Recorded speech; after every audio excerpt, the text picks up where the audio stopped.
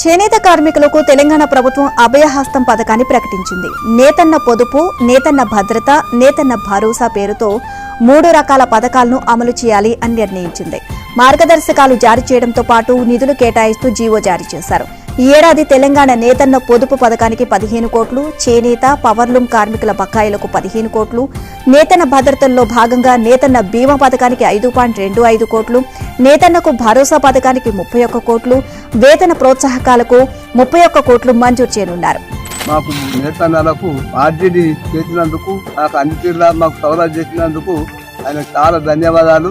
పారిశ్రామికుల పక్షంగా, నేత కార్మికుల పక్షంగా, సంఘం పక్షంగా ధన్యవాదాలు చెప్తాను. చేనేత కార్మికుల కోసం మన రాష్ట్ర ముఖ్యమంత్రి గారు 3 పథకాలు అమలు చేసినందుకు తనకు ధన్యవాదాలు. మా కార్మికులందరి తరఫున చేనేత కార్మికులకు అందరికీ మాకు 3 పథకాలు అమలు చేసినందుకు ధన్యవాదాలు.